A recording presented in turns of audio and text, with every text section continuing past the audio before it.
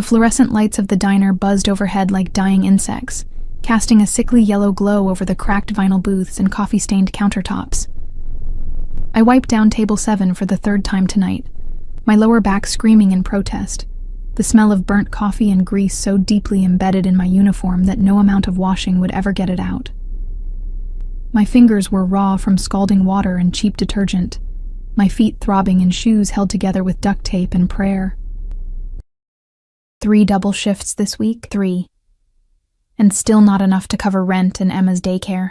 I tucked a strand of limp hair behind my ear, catching my reflection in the window. Dark circles under my eyes, skin pale as milk, 24 years old but looking closer to 40.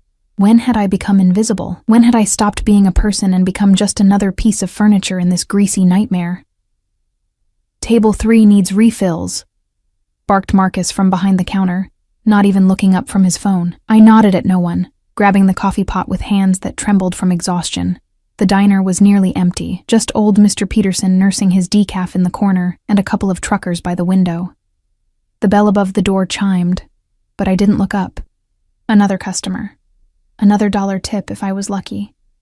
Another person who would look right through me. I pulled my phone from my apron pocket, checking the time.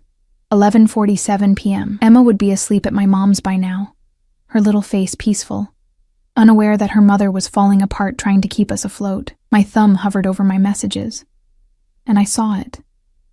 The text thread with Jenna, my only friend who still bothered to check in. "Girl, I need a distraction," I typed quickly. "Been thinking about that guy from last weekend. The one with the tattoos. Should I send him something spicy?" I bit my lip, feeling reckless. Feeling like maybe, just maybe, I deserved to feel wanted for once, to feel like something other than a walking ghost. My fingers moved faster than my brain. "I've been thinking about you all night. Can't stop imagining your hands on me. The way you'd taste. I want you so badly it hurts. Come over? I'll make it worth your while." My heart pounded as I hit send, a flush creeping up my neck.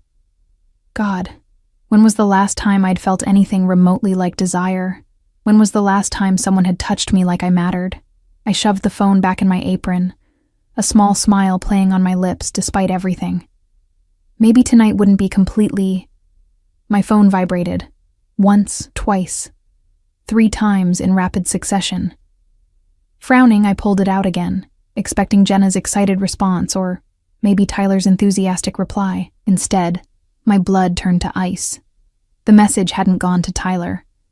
It had gone to a number I'd saved yesterday, a number I'd written down in a moment of pure chaos when a customer had left his business card with a $100 tip and instructions to call if I ever needed anything. Dante Carrera. The contact read, and below it, 3 messages that made my stomach drop through the floor. Interesting. Very interesting. Don't move. My hands shook so violently the phone nearly slipped from my grasp. No, this couldn't be happening. Dante Carrera, the man who'd walked into the diner yesterday with 2 men in black suits flanking him like shadows. The man who'd sat in booth 12, his presence sucking all the oxygen from the room.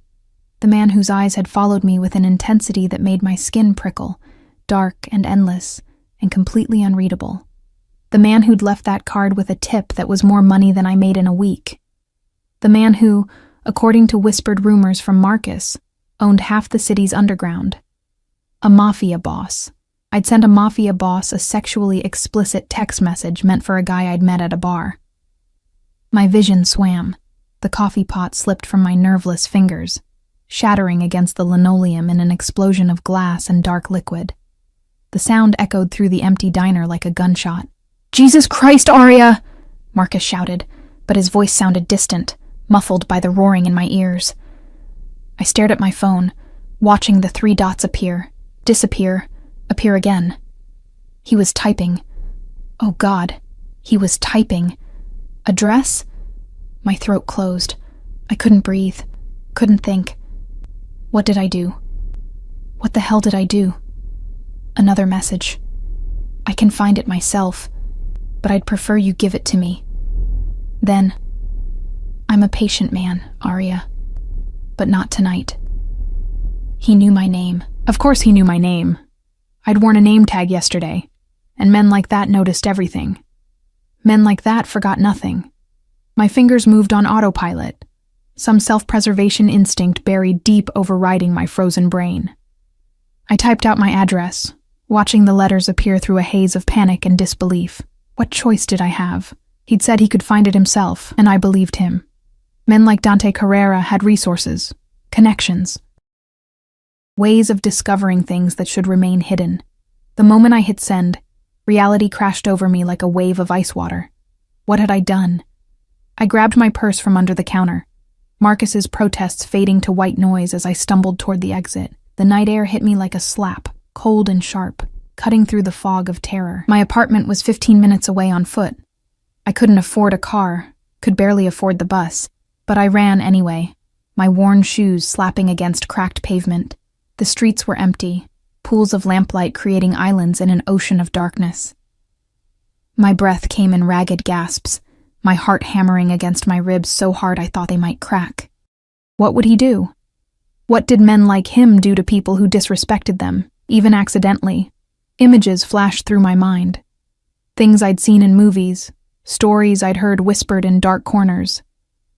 I thought of Emma, sleeping peacefully, unaware that her mother might not come home tomorrow. Might not come home ever. Tears blurred my vision as I rounded the corner to my building, a decrepit structure with peeling paint and a front door that didn't lock properly. I took the stairs 2 at a time, my key scraping against the lock of apartment 3B before finally, mercifully, turning. I slammed the door behind me, throwing the deadbolt and the chain, useless probably, but it made me feel marginally safer. My apartment was barely more than a studio, a sagging couch, a kitchenette with appliances from the 70s, a mattress on the floor in the corner where I slept. The walls were thin enough that I could hear Mrs. Chen's television next door, thin enough that everyone would hear if I screamed. I paced the tiny space, phone clutched in my sweating palm, watching the minutes tick by. Maybe he wouldn't come. Maybe it was a joke, some sick game he played with foolish girls who didn't know better than to. A knock at the door. 3 precise raps. Almost polite, almost gentle, but there was nothing gentle about the way my blood turned to ice, the way every muscle in my body locked tight with primal fear. Another knock, firmer this time. Arya. His voice drifted through the thin wood, smooth as aged whiskey and twice as dangerous. Open the door. Not a request. Never a request with men like him. My hand moved to the deadbolt, trembling so badly I could barely grip it. What choice did I have? He knew where I lived. He knew where I worked. If I didn't open the door now, he'd come back. Or worse, he'd send someone else. The chain rattled as I slid it free. The deadbolt clicked. The door swung open. Dante Carrera stood in my doorway, and suddenly my hallway seemed too small, too confined to contain him. He was taller than I remembered, easily over 6 feet. With dark hair swept back from a face that could have been carved from marble. Sharp cheekbones, a jaw that looked like it could cut glass, and those eyes. God, those eyes. Dark as sin and twice as tempting, fixed on me with an intensity that made my knees weak. He wore a black suit that probably cost more than 3 months of my rent, the fabric molding to his frame in a way that suggested both power and violence held carefully in check. No tie, the top button of his white shirt undone, revealing a glimpse of tanned throat. A gold watch caught the hallway light, glinting with each minimal movement. Behind him, I could see 2 figures in the stairwell, dark shapes that radiated menace even in stillness. "May I come in?" He asked it like a question, but we both knew it wasn't. I stepped back, my survival instincts screaming at me to run, to fight, to do anything but let this predator into my home. But survival instincts were useless against inevitability. He moved past me, and I caught his scent. Expensive cologne undercut with something darker, something that spoke of leather and smoke and dangerous places. He filled my tiny apartment the way an ocean fills a teacup, making everything else seem smaller, cheaper, more pathetic by comparison. His gaze swept the space in one comprehensive glance, taking in the thrift store furniture, the cracks in the ceiling, the stack of bills on the counter that I hadn't been able to pay. I saw myself through his eyes, a girl living in squalor, desperate and invisible and completely, utterly beneath his notice. Except I wasn't beneath his notice, was I? I'd made sure of that with my catastrophic mistake. So, he turned to face me, and I instinctively backed up until my spine hit the door I'd just closed. That was quite a message. My mouth opened, but no sound came out. What could I possibly say? Sorry, wrong number seemed criminally inadequate when facing a man who could probably make me disappear with a single phone call. My voice cracked. I swallowed hard, tasting copper and fear. It was a mistake. I didn't mean to send it to you. I'm so sorry, Mr. Carrera. Dante. He stepped closer, and I pressed harder against the door, as if I could somehow melt through it and escape. You sent me a very explicit message, Arya. The least you can do is use my first name. The way he said my name, slow, deliberate, like he was tasting it, sent shivers down my spine that had nothing to do with cold, and everything to do with the predatory gleam in those dark eyes. It was meant for someone else, I whispered, my hands finding the doorknob behind me, gripping it like a lifeline. A guy I met last weekend. I grabbed the wrong contact. I swear, I would never... Never what? He cocked his head slightly, studying me the way a scientist might study an insect pinned to a board. Never proposition a man like me? Never think about my hands on your body? He quoted my own words back to me, and I wanted to die right there.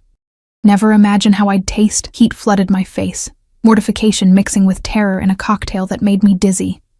Please, I have a daughter. She's 3. I can't. Whatever you're going to do to me, please. She needs her mother. Something flickered across his face. Surprise, maybe. Or something darker I couldn't name. He stopped advancing, standing in the center of my pathetic living room, hands sliding into his pockets with casual grace. You think I came here to hurt you, didn't you?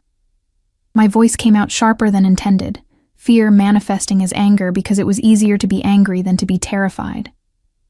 Men like you don't show up at girls' apartments at midnight because you want to chat about the weather. His lips curved into something that wasn't quite a smile. Men like me. Dangerous men. Powerful men. I lifted my chin, even as my body trembled. If I was going to die, I'd at least die with some shred of dignity.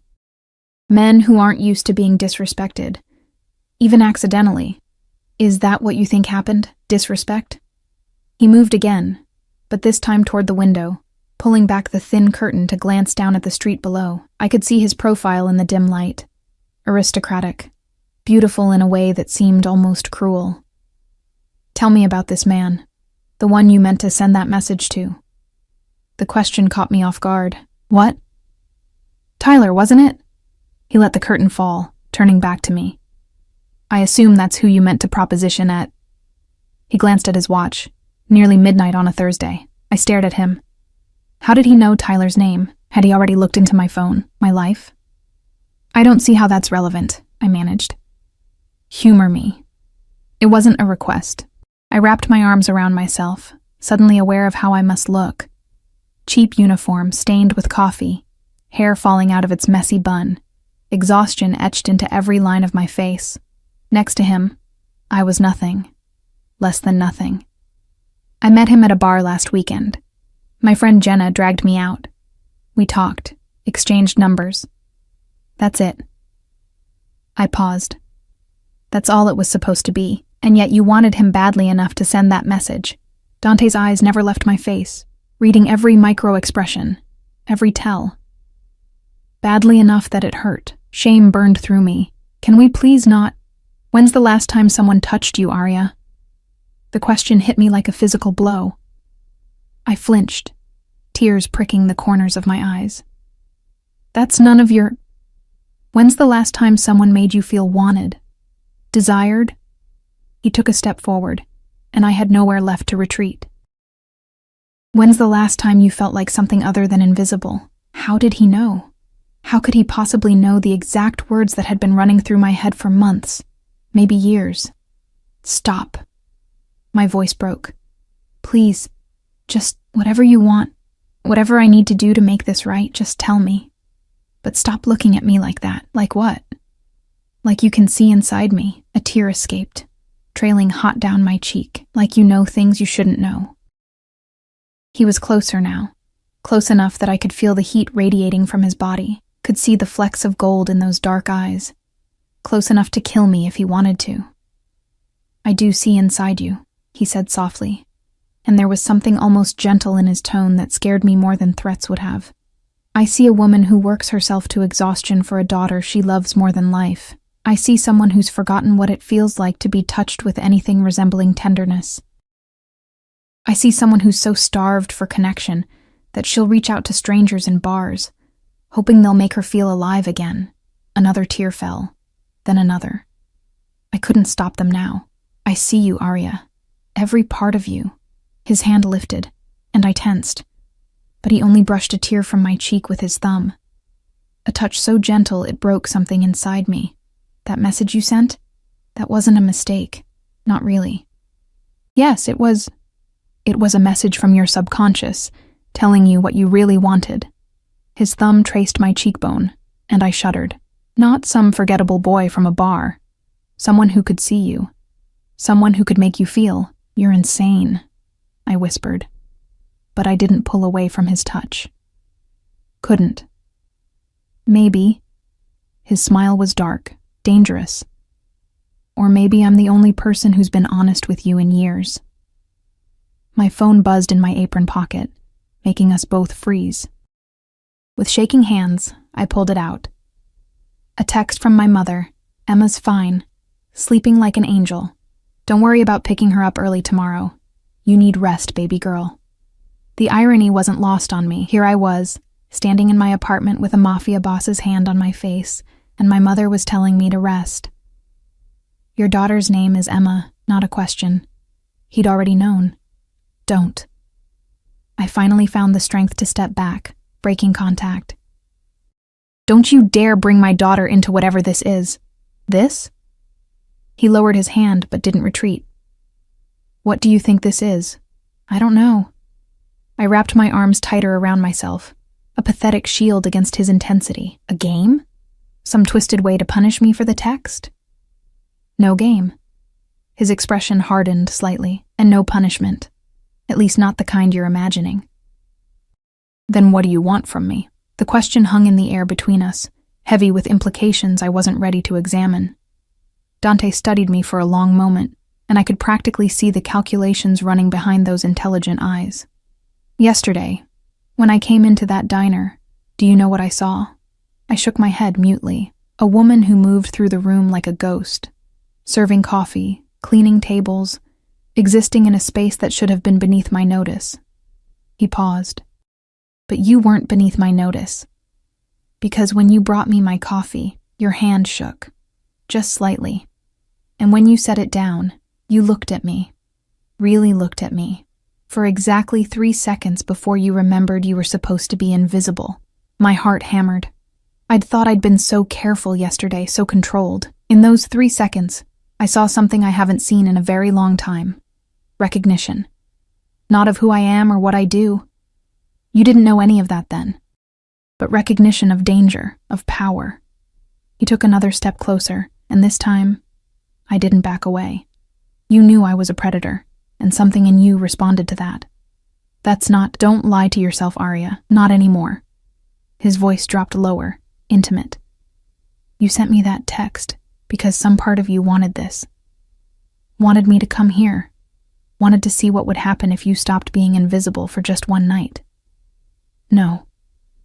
But even I could hear how unconvincing it sounded. "Yes." He was so close now I could feel his breath on my face. "And now I'm here. So what are you going to do about it?" My back hit the door again, and I realized I'd been retreating without noticing. He caged me in, one hand braced against the wood beside my head, his body a wall of heat and barely contained violence. "I could ruin you," he murmured, and it should have sounded like a threat, but somehow it sounded like a promise. "One phone call, and you'd never work in this city again. Another call, and your apartment building would change ownership. New owner might not be so forgiving about late rent." Terror spiked through me, cold and sharp. "But I'm not going to do that." His free hand came up, fingers threading through my hair, tugging gently until I was forced to look up at him. "Do you know why?" I couldn't speak.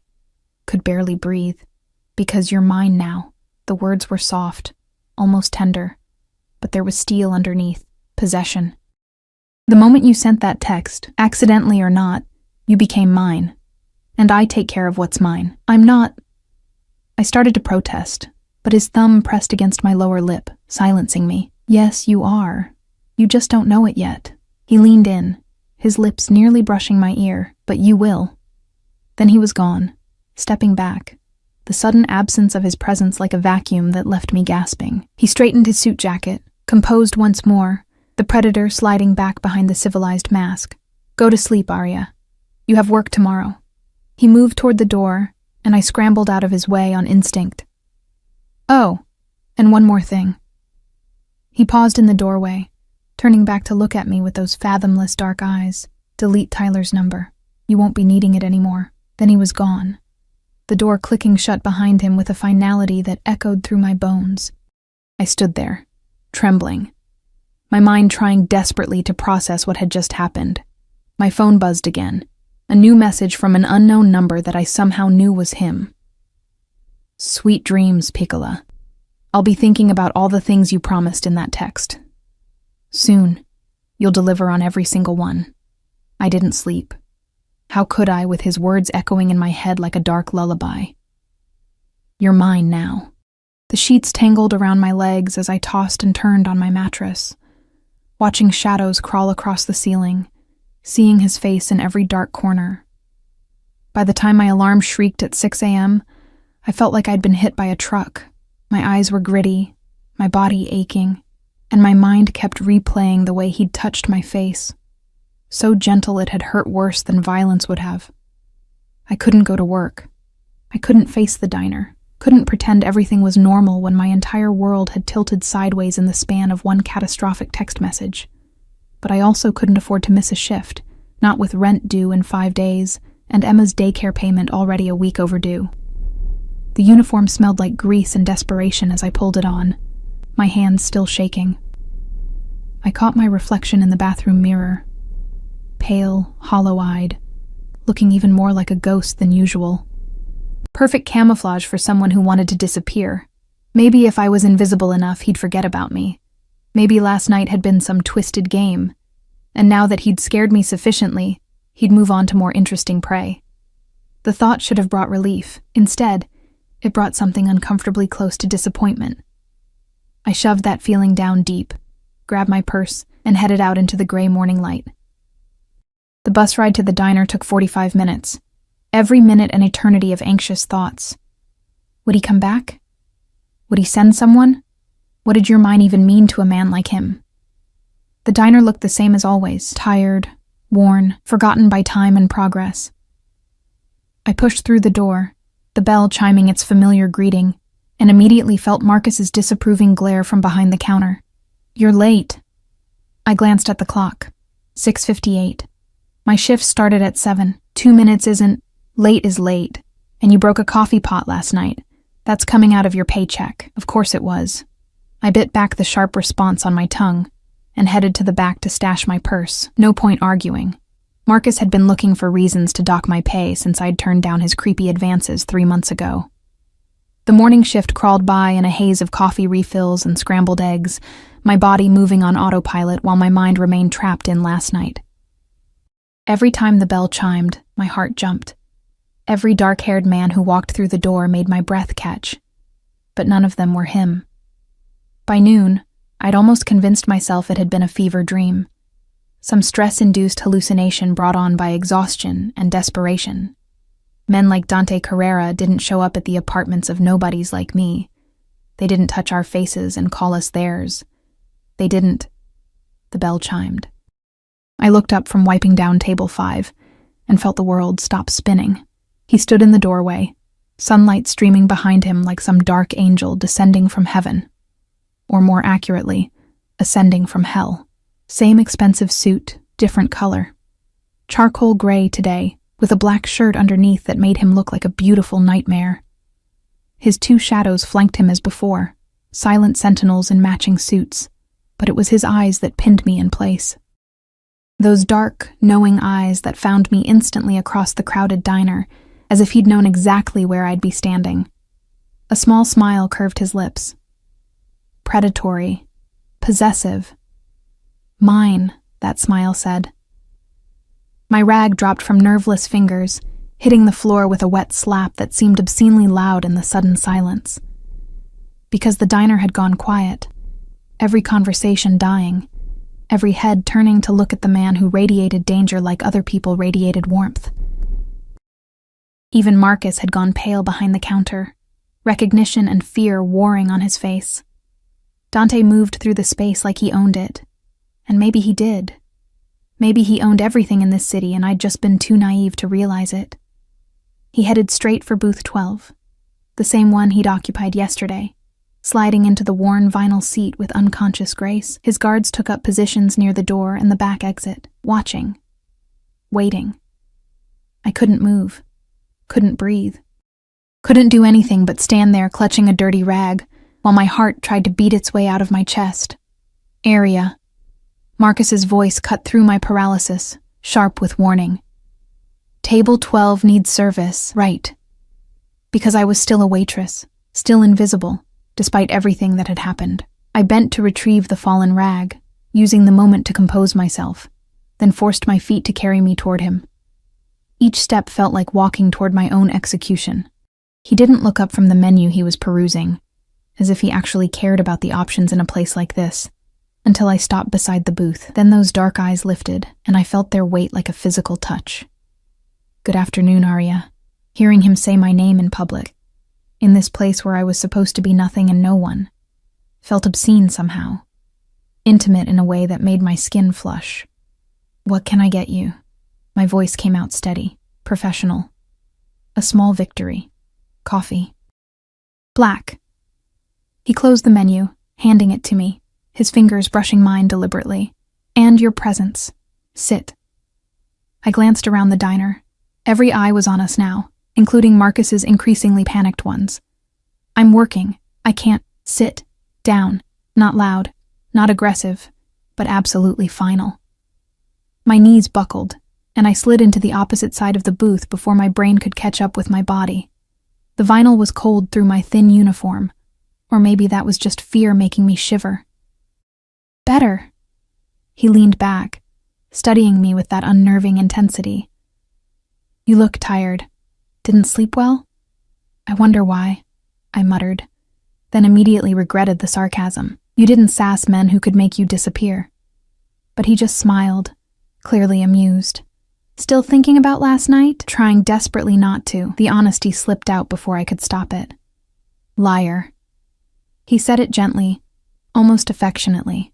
You've thought of nothing else, just like I promised you would. Heat crept up my neck. Damn him for being right. Why are you here? I whispered, very aware of the audience around us, the way conversations had resumed, but everyone was still listening, still watching. I told you. Coffee. His smile widened at my frustrated expression. And to see you, make sure you deleted that number like I asked. My phone felt like a lead weight in my apron pocket. I'd stared at Tyler's contact information for 20 minutes this morning, my thumb hovering over the delete button, before my alarm had interrupted. I hadn't deleted it. Some small, stubborn part of me had refused. I see. His expression darkened, reading the answer in my hesitation. We'll discuss that later. For now, tell me about Emma. Every protective instinct I had roared to life. No. No? He raised an eyebrow, and I realized I'd probably just made a terrible mistake. But I didn't care. Emma was off limits. She had to be. She's 3 years old and has nothing to do with whatever this is between us. Leave her out of it. This, he repeated, leaning forward. So you admit there's something between us. That's not what I stopped, frustrated. You know what I meant. I do. And I respect your desire to protect your daughter. He paused. But you misunderstand my interest. I'm not threatening her, Arya. I would never hurt a child. Then why ask about her? Because she's part of you, part of your life. His hand reached across the table, catching my wrist before I could pull away. His thumb found my pulse point, pressing gently. And I want to know everything about you.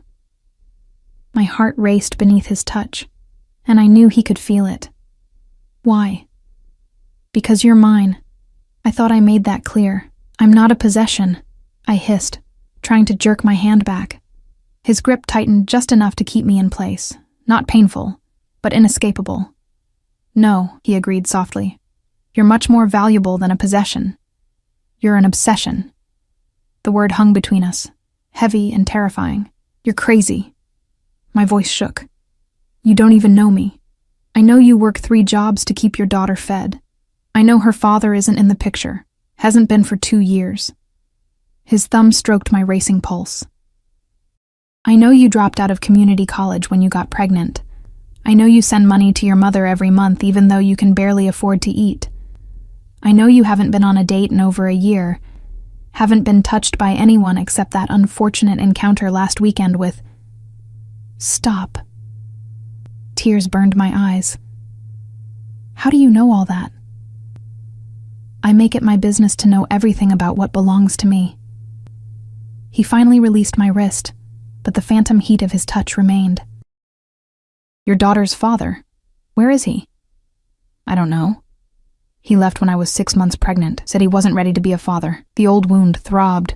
I haven't heard from him since. Something dangerous flickered across Dante's face. His name. Why? Because I asked, and because you'll tell me eventually anyway. Save us both time. I shouldn't tell him. Shouldn't give him any more ammunition.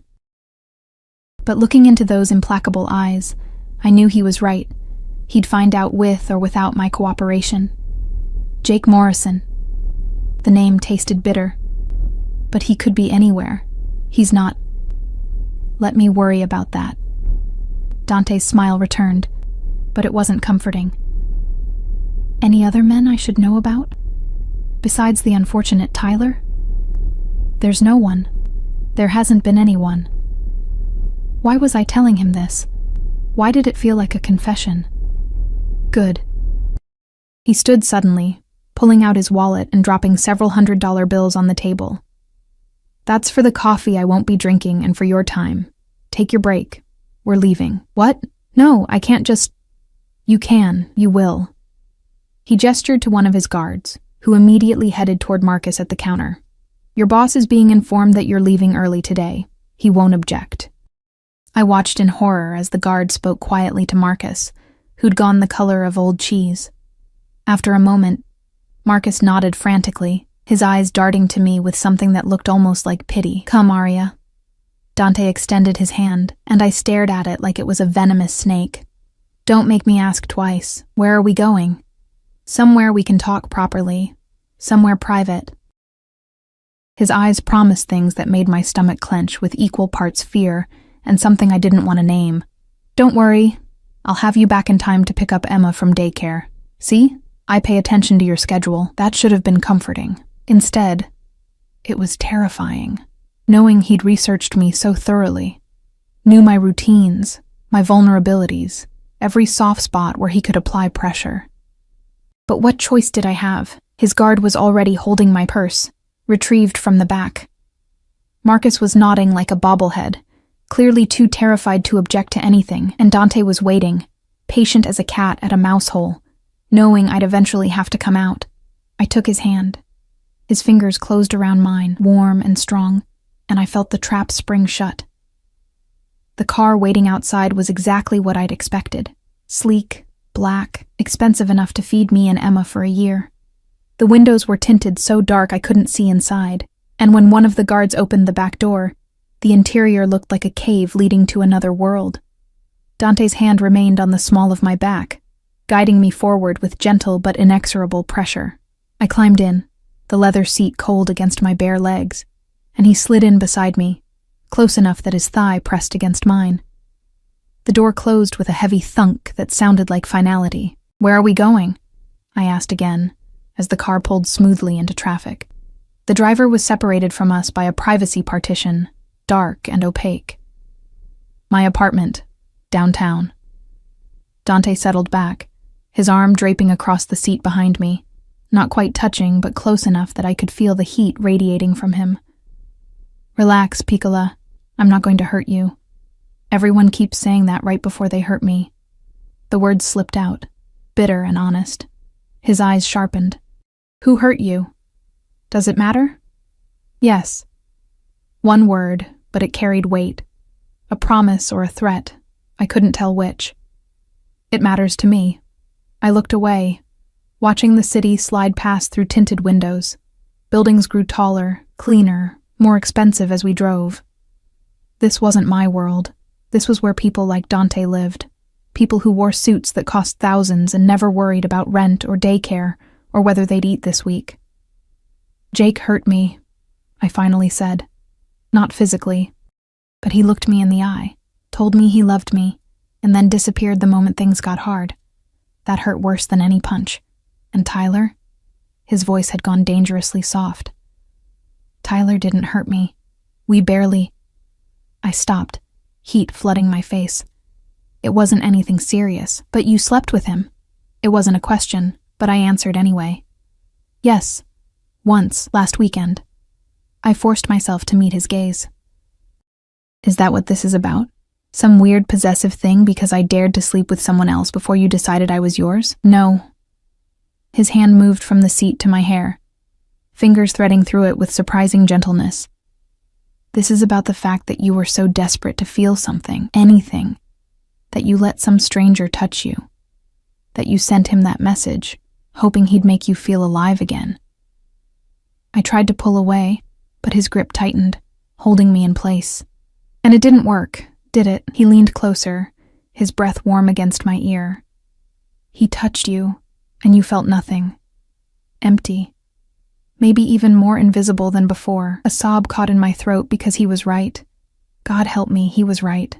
Tyler had been perfectly nice, perfectly adequate, and I'd felt absolutely nothing, just going through motions, pretending to feel something I didn't. Wishing I was home with Emma instead. How do you know that? I whispered. Because if he'd made you feel the way you needed to feel, you wouldn't have sent him that text. You wouldn't have been looking for more. His lips brushed my temple, and I shuddered. You would have been satisfied, but you weren't. You were still hungry. Stop. But I didn't mean it, and we both knew it. I can give you what you need, Arya. What you've been craving. His hand slid from my hair to my throat, not squeezing, just resting there, possessive and warm. All you have to do is stop fighting and let me. The car slowed, then stopped. We'd arrived at a building that scraped the sky, all glass and steel and wealth beyond imagining. The guard opened the door, and Dante released me, climbing out and extending his hand. I stared at it, knowing this was a choice. I could refuse, could demand he take me back to the diner, back to my safe, miserable, invisible life. But I took his hand anyway. The lobby was marble and gold, with a doorman who nodded respectfully as we passed. The elevator required a keycard, which Dante produced from his jacket. We rode up in silence, and I watched the numbers climb, 30 floors, 40, 50. The penthouse, of course. When the doors opened, they revealed an apartment that wasn't really an apartment at all. It was a palace. Floor-to-ceiling windows overlooked the city, making me feel like I was floating above the world. Modern furniture in blacks and grays, artwork that probably cost more than my life. Everything clean and expensive and utterly soulless. It's not much, Dante said, and I almost laughed at the absurdity, but it serves its purpose, which is what? Intimidating poor girls? No. He moved to a bar cart near the windows, pouring amber liquid into 2 crystal glasses. Keeping me safe. These walls are reinforced. The windows are bulletproof. Every entrance is monitored. In my world, you don't survive without precautions. He handed me a glass, and I took it automatically, staring at the expensive whiskey like it might contain answers. You keep talking about your world, I said, but you never actually say what that means. You know what it means. You knew the moment you saw me yesterday.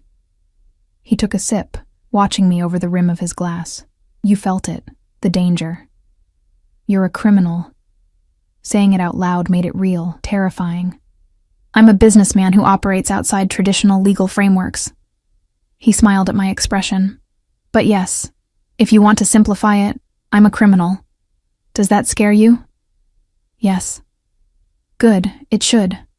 He set down his glass and closed the distance between us, taking mine and setting it aside too. Fear keeps you alert, aware, and I need you aware for what I'm about to tell you. My heart hammered. What? Jake Morrison, your daughter's father. Dante's hands settled on my hips, holding me in place. He didn't just abandon you, Arya. He stole from me. The world tilted. What? 2 years ago, Jake worked as a low-level courier for one of my operations. He was supposed to deliver a package. Cash, to be specific. $500,000. His thumbs stroked my hip bones through my thin uniform. He took the money and ran. Disappeared. We've been looking for him ever since. I couldn't breathe. Couldn't process what he was saying. No, Jake he worked construction. He told you he worked construction. He lied. Dante's voice was gentle, almost apologetic. He lied about a lot of things, I imagine, including how he felt about you. Tears spilled down my cheeks, hot and unstoppable. Why are you telling me this? Because I found him 3 days ago. His hands tightened on my hips, and because you need to understand that the moment I connected you to him, everything changed. Terror lanced through me. Is that why you're doing this? Because of what Jake did? Are you going to... Is this revenge? Are you going to hurt Emma because her father... No. He pulled me closer, his forehead pressing against mine. Listen to me carefully, Arya. I don't punish children for their father's sins. Your daughter is innocent, and she'll remain untouched. Do you understand? I nodded frantically, relief and fear warring inside me. But Jake... His voice turned to ice. Jake will answer for what he did. And the interesting thing is, he doesn't know about you and Emma. He left before she was born, disappeared so completely he never knew he had a daughter. Then how did you connect us? Your mother. She still uses her maiden name, but I traced Jake's last known contact. A phone call to a woman named Patricia Chen 2 years ago.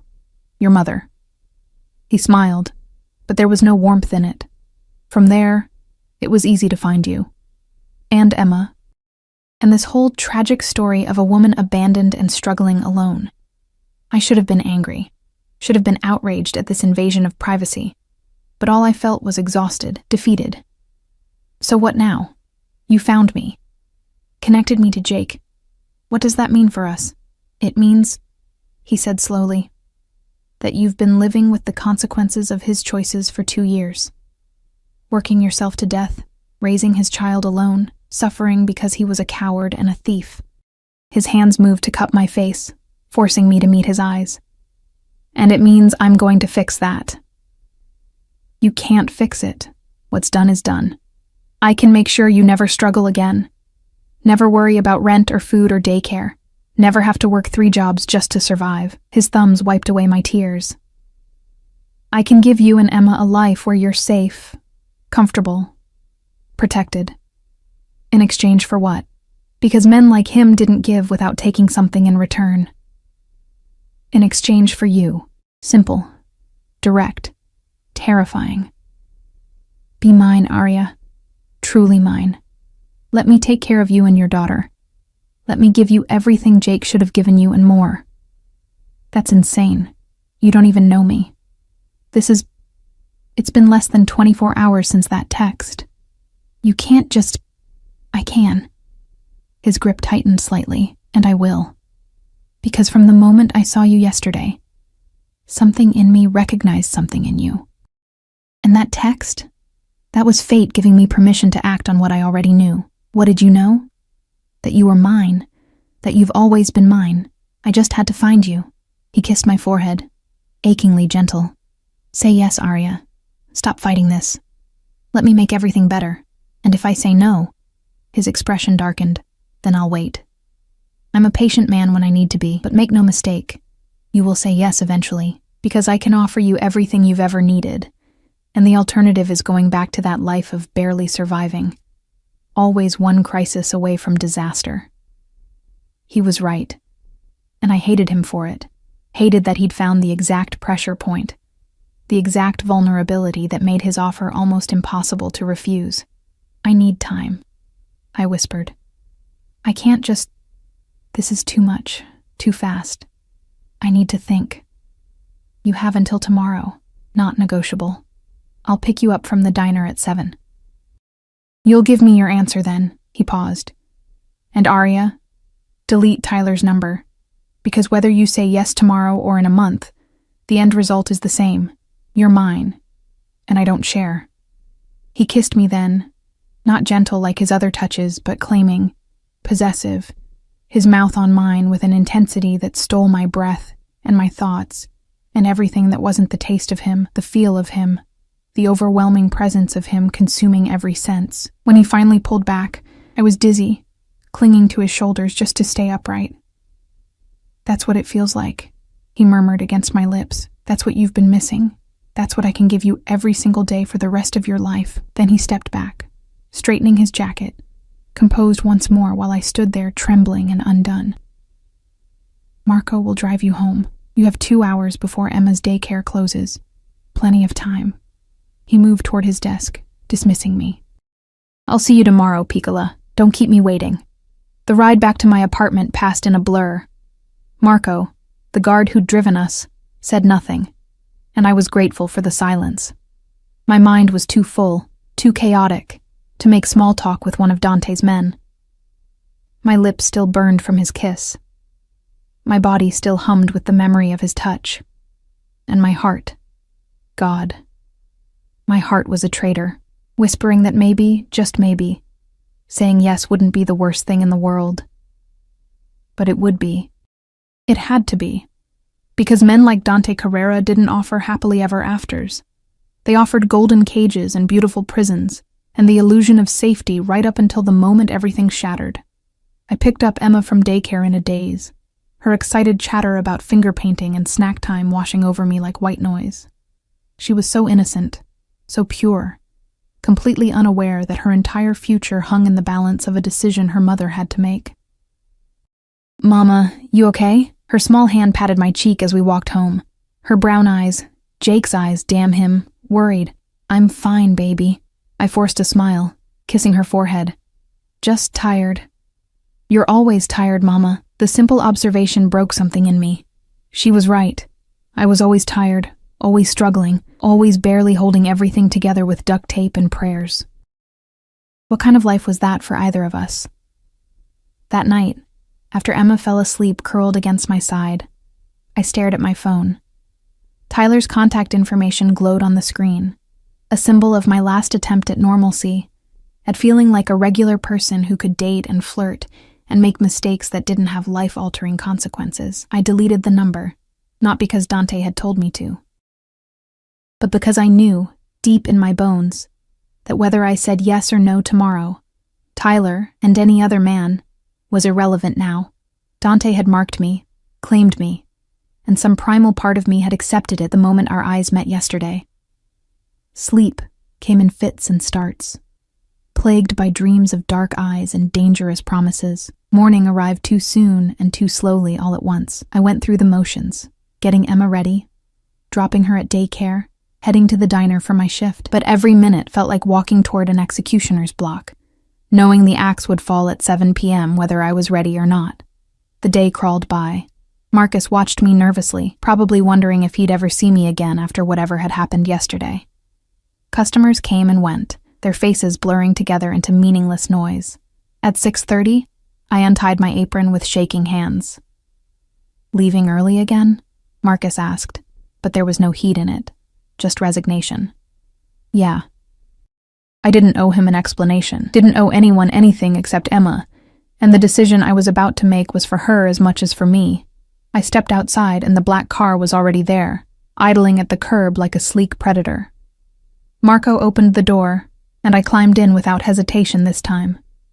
Dante sat in the back, looking impossibly beautiful in a navy suit, his dark eyes tracking my every movement as I settled beside him. Arya. My name was a caress, a question, a demand. I need to know something first, I said, before I could lose my nerve. Jake. What are you going to do to him? His expression didn't change. Does it matter? Yes. I met his gaze steadily. Because if I say yes to this, to you, I need to know what kind of man you are. I need to know if I'm putting my daughter's life in the hands of a monster. I'm not a good man, Arya. I've never claimed to be. He leaned forward, elbows on his knees. I've hurt people. Killed people when necessary. I operate in a world where mercy is weakness and hesitation is death. My stomach clenched, but I didn't look away. But, he continued, I have rules. Lines I don't cross. I don't hurt innocents. I don't involve children. And I don't make promises I can't keep. He paused. Jake stole from me. That requires consequences, but his death isn't necessary. Just his compliance. He'll return what he took, work off his debt, and then he'll be free to disappear again. Unless what? Unless you want him to be part of Emma's life. If you do, I can arrange that. Supervised visits, support payments, whatever you think is best for your daughter. His eyes softened slightly. I meant what I said. I won't punish Emma for his sins. If she needs her father, I'll make sure she has him. Tears burned my eyes. She doesn't need him. He abandoned us. But maybe someday she'll want to know him. Want answers. Then someday, he'll give them to her. Dante reached out, catching a tear with his thumb. I'll make sure of it. Do you believe me? I searched his face, looking for deception, for the monster he claimed to be, but all I saw was intensity, possession, and something that looked almost like tenderness. I believe you. The words came out barely above a whisper. Then tell me, Piccola. His hand slid to my neck, cradling my jaw. What's your answer? I thought of Emma, sleeping peacefully while I worked myself to exhaustion. I thought of rent I couldn't pay, daycare bills mounting, the constant fear that one wrong move would send everything crashing down. I thought of being invisible, untouched, forgotten by everyone except the daughter who deserved so much more than a mother who was slowly breaking apart. And I thought of the way Dante looked at me, really looked at me, like I was something precious and rare, instead of just another broken girl in a cheap uniform. Yes. The word felt like jumping off a cliff. But I have conditions. His smile was sharp, triumphant. Name them. Emma comes first, always. Her safety, her happiness, her future, that's non-negotiable. Agreed. I won't be a prisoner. I need freedom, space to breathe. You can't just lock me away somewhere. You'll have freedom within reason, but understand. My world is dangerous. There will be security, precautions. For your protection, not your imprisonment. I nodded slowly, and I need to know. What exactly are you expecting from me? What does being yours mean? His eyes darkened with heat. It means you share my bed, my life. You let me take care of you, provide for you, protect you. His thumb traced my lower lip. It means when I want you, and I will want you often, you don't deny me. Heat flooded through me, fear and desire tangled together. And if I do deny you, you won't. Not arrogant, just certain. Because I'll make sure you want me just as badly as I want you. I'll make you crave my touch the way you've been craving connection all this time. I'll fill that emptiness inside you, until there's no room left for doubt or fear, or anything except what we have together. That sounds like obsession. It is. He leaned closer, his lips brushing mine. I told you. You're my obsession now, and I take care of my obsessions. He kissed me then, deep and claiming, and I kissed him back, surrendering to the inevitable, to the choice I'd already made the moment I'd sent that text, even if I hadn't known it then. When we finally broke apart, both breathing hard, he pressed his forehead to mine. I'm going to move you out of that apartment tomorrow. You and Emma will stay in one of my properties, fully furnished, secure, close to a better daycare, not asking, telling. But somehow I didn't mind. You'll quit all 3 of your jobs. Focus on being Emma's mother, on letting me take care of both of you. That's too much, too fast. No. His grip tightened. That's what should have happened 2 years ago. What Jake should have given you. I'm just correcting his mistake. Dante? Say it. His voice dropped to a command. Say you're mine. I looked into those dark, endless eyes and felt myself fall. I'm yours. The smile that curved his lips was pure male satisfaction. Good girl. Now come here. He pulled me onto his lap, and I went willingly, straddling him in the back of the car, while Marco drove us through the city. His hands roamed my body, possessive, hungry, claiming every inch of me through my cheap uniform. "This is the last time you wear this," he muttered against my throat, his teeth grazing my pulse point. "Tomorrow, I'm buying you a new wardrobe. Everything you need, everything you deserve. I don't need expensive clothes. You need whatever I decide you need." He bit down gently, making me gasp. "And I've decided you need to look like what you are. Mine. My woman.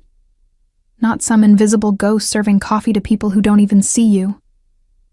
His hand slid up my thigh, and I trembled, overwhelmed by sensation, by the reality of what I'd just agreed to. This was happening. This was real. I'd given myself to a Mafia boss, and instead of terror, all I felt was relief, desire, and something dangerous that felt almost like hope. "Take me home," I whispered against his lips. "To your home. I know what you need." His eyes blazed. "And I'm going to give it to you. All of it. Starting tonight." Marco drove us to the penthouse, and Dante carried me from the car to the elevator to his bedroom. A massive space done in blacks and silvers, dominated by a bed that looked more like an altar to decadence. He set me down carefully, then stepped back, his eyes raking over me with predatory intensity. "Strip." One word, a command. My hands shook as I reached for the buttons of my uniform, but I didn't hesitate, didn't refuse. I let the cheap fabric fall away, revealing mismatched underwear and a body that had carried and birthed a child that bore the marks of struggle and survival. I wasn't perfect, wasn't polished or sophisticated or anything like what a man like him should want. But the way he looked at me, like I was a feast and he was starving, made me feel beautiful, powerful, seen. "Perfect," he breathed, closing the distance between us.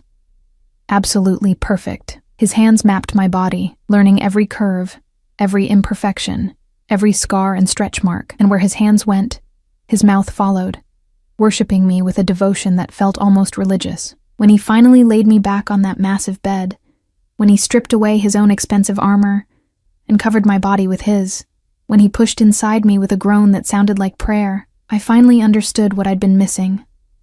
This connection. Being seen, touched, claimed by someone who wanted me with an intensity that bordered on madness. "Mine," he growled against my throat, moving inside me with deep, powerful strokes. "Say it again.